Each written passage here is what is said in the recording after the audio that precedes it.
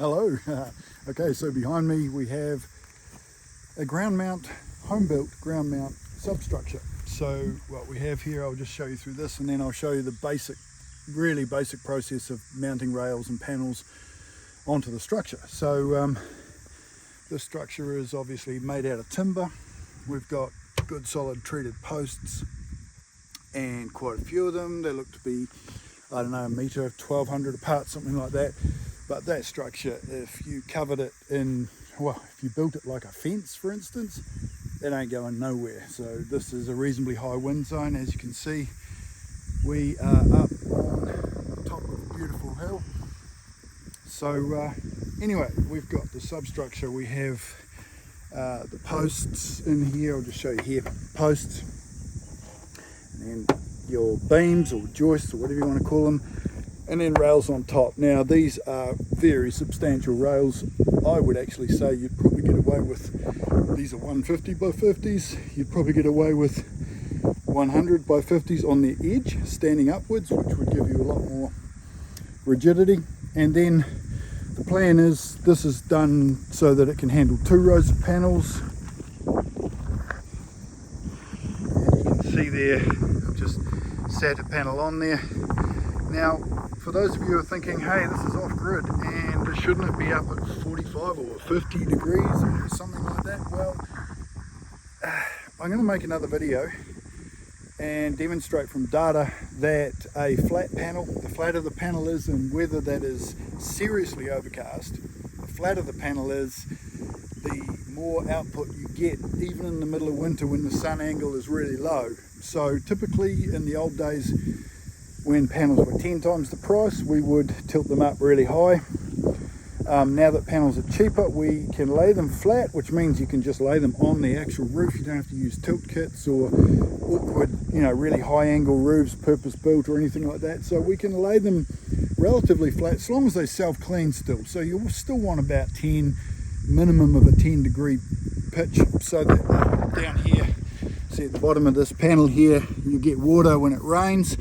That water will run off the edge, and so it will only pull just a little bit. But if you have the panel flatter, that pooling will come up and it will leave a water line here with a whole lot of dirt that's collected. As the water's evaporated, the dirt just sticks on the bottom of the panel. Not a good idea. So if you're going to have really flat panels, you need to have a plan to clean them regularly. So anyway, what we've got here is relatively flat panels. As I said, we'll go over that in data in more detail in another video. 2 rows, so we're going 1 row at the top obviously and 1 row at the bottom. That would be obvious. And what I've got here, I'm just starting, and we're just mounting standard L feet that are designed for corrugated iron tin roofs straight on there. You'll notice that these L feet also have what's called an EDPM rubber underneath, so that is basically going to stop any leaching of the chemicals from the tannalizing of the timber back into the aluminium and stop the reaction. It's also there for sealing up roofs. So basically we're going to go along here, and at about 900, it depends on the railing system and the wind zone, but 900 for this particular site is good.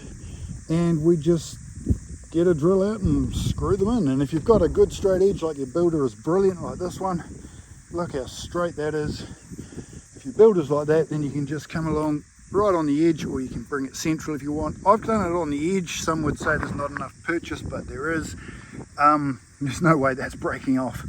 And I've done it on the edge so that the rail can be as close to the end of the panel as possible, so we don't have too much of a diving board situation. We might have 300 or 400 mils, which is within the clamping zones of these REC TP4 panels. You can see these are TP4s, are the ones with the white back sheet. Some people prefer all black. It doesn't really matter, it's just a slight difference in cost. And other people actually prefer to see the cells. They like to know that they're solar panels, as if they're not going to know that if they're all black. So anyway, we'll catch up soon. I'll do some little updates as we go. Ah, what a beautiful day. It's probably the first day of sunshine in months.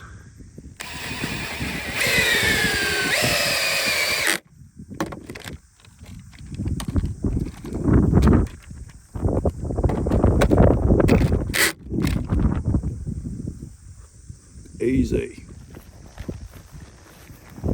So there's another quick thing to note: if you're actually mounting the panels on the roof, which most times you would be, but if you are, and you are drilling the screw through the iron and into the timber below, one thing some guys will do is actually back off the old screw and put the new one in the existing hole, but I don't like doing that because it's possible that the old screw might have been leaking, or it might just have might be slightly bigger than your one. That's unlikely, but if it is bigger than your one and you try and insert it in the same hole, it's going to be loose, and that's no good. And also, but the main thing is, if it's leaking, then they notice a leak.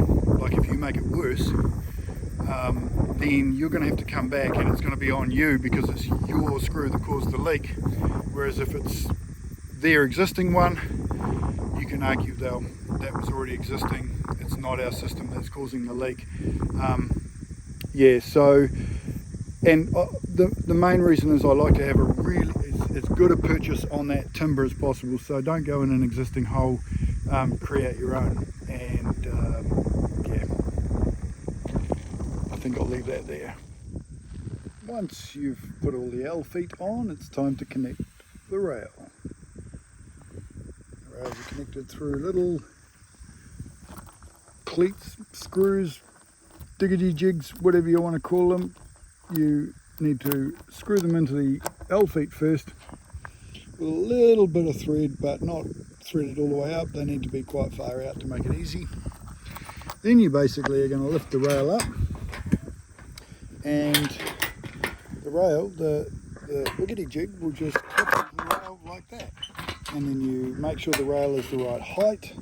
So I normally try and keep the L foot, if the substructure is, or the roof is nice and even if it isn't, it's probably better to follow the line of the roof. So I usually keep it maybe dead level, or maybe a couple of notches above.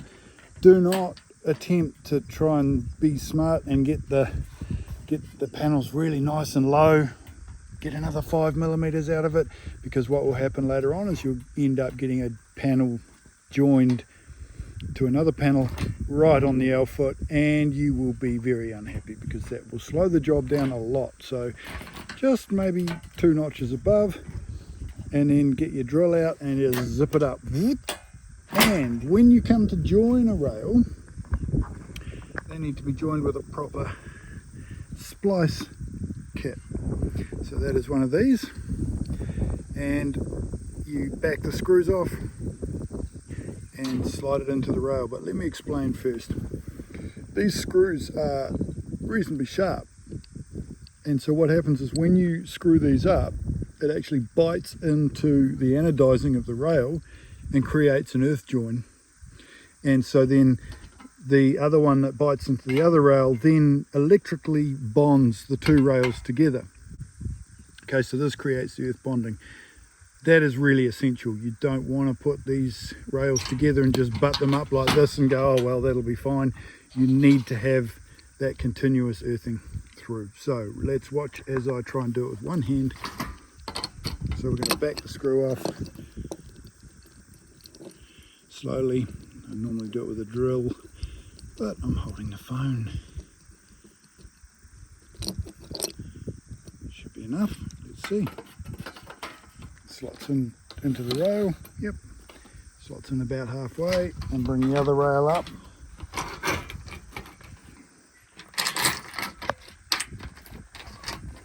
Slot it in.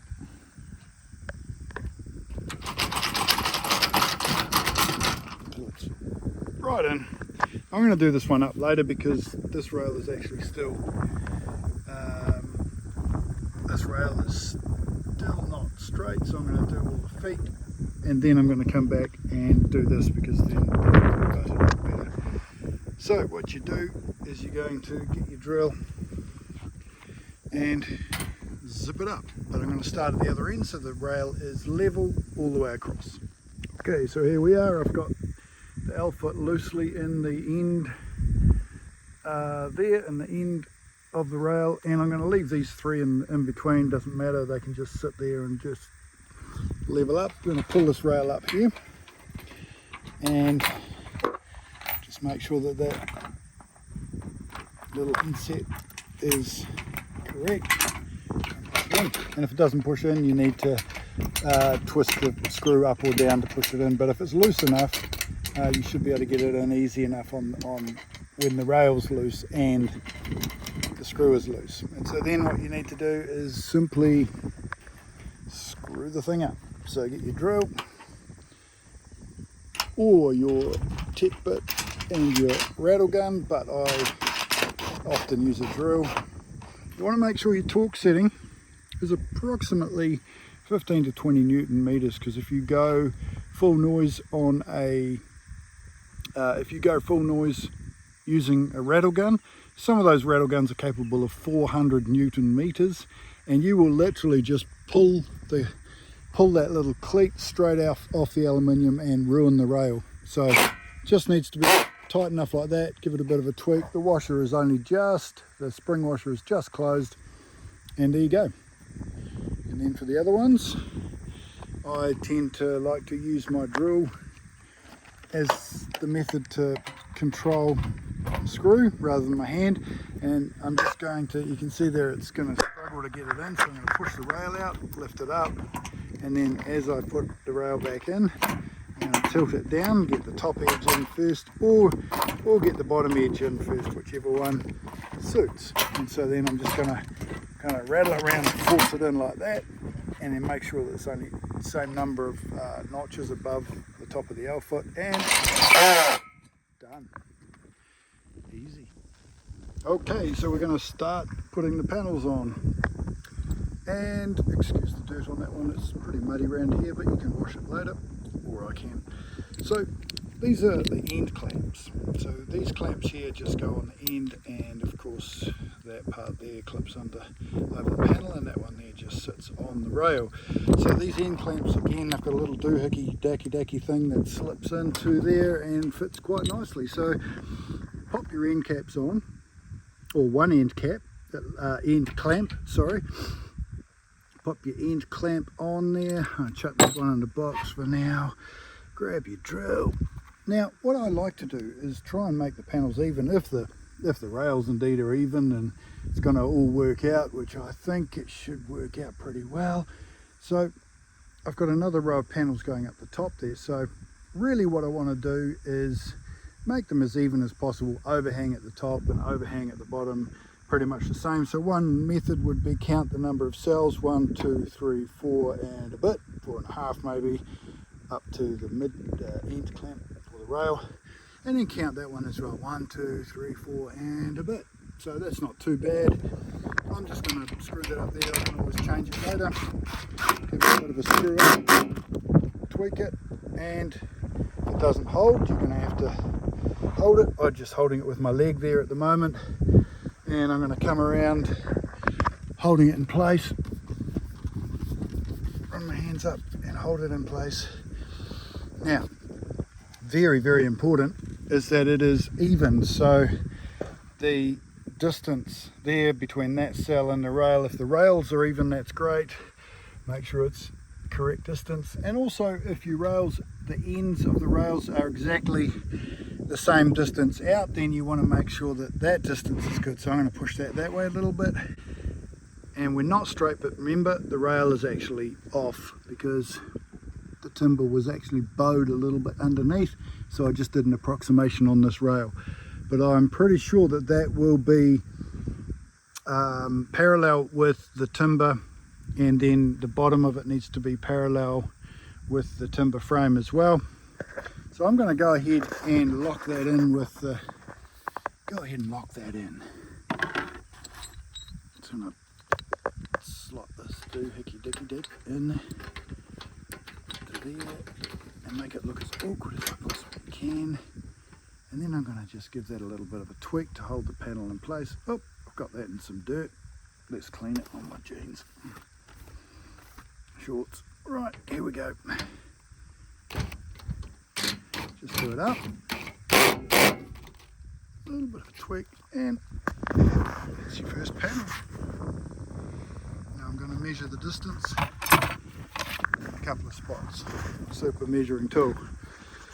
So one spot I'm going to measure the distance at is this piece of timber here up to the edge of the panel.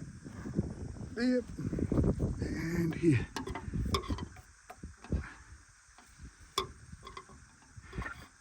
And it looks like it's a few millimeters out. So I'm also going to measure this. Yep, it looks like we're a few millimeters out, so the panel needs to go anti-clockwise. So I'm going to loosen off the bottom one. Very simple. Loosen the bottom one off, and then shift the panel and the bottom one across, tighten it up, and let's see how that goes.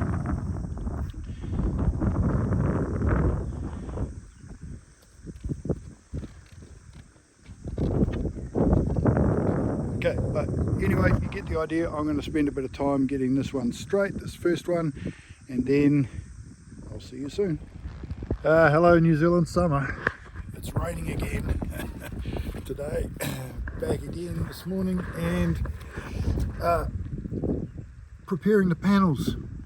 Steel cable tie through the top hole and make sure it's nice and tight against the cable, and one gets ready to clip into another one. And same on the other side. So that's preparing the panels so that the cables don't hang down. And what I'm going to do is, you can see I've got a couple of panels on the end of this, and I'm going to put one panel on this end, and I'm going to get them exactly even, so that way I can put a string line between the two ends, and then just drop the panels down to the string line so I don't have to continually measure each panel as I go. So let's give that a crack. Okay, so we've got the string line down now. There we go, and we just bring the panels down to the string line just where it's going to kind of be on the edge there, and that will make sure all the panels are in the same line, but make sure you don't actually hit the string line and then incrementally pull it further and further out, because that will look not good. Anyway, I also wanted to show you the mid clamps or the inner clamps, depending on the manufacturer what they call them, and a weeb clip. Weeb was a brand name years ago that sort of made the bulk of these clips. These are just basically a stainless steel clip with sharp edges, sharp holes, and what happens is we'll pop the inner clamp in, the mid clamp. This is what it looks like in the end. These little mid clamps, inner clamps on the inner parts of it, as opposed to an end clamp. Okay, so the inner clamp sits there and it's going to slide in. They just pop into the rail quite easily. You don't have to slide them in from the end, they just angle in. So I just put it in there, and the earthing washer there just sits on it loosely, and then you lift the panel up slightly, slide the earthing washer underneath with one hand like so, pop the panel down. You see it's actually holding the panel up a little bit, and as we clamp that screw down, the sharp edges are going to bite through the anodizing on the rail and the anodizing on the panel, and it will make an electrical earth bond between the panel and the rail. Now, some people do this only on one rail, other people zigzag rails. Now, I'm not going to tell you what to do, because you might be watching this from New Zealand, which is my country. My beautiful New Zealand is a New Zealand summer for you, yay. Or you might be watching it from some other country where you've got different regulations, different earthing requirements. I basically just go figure, well look, these things are probably worth about 30 cents, so I'm going to put them on every single joint, every single inner clamp that I put in. So let me grab another inner clamp here.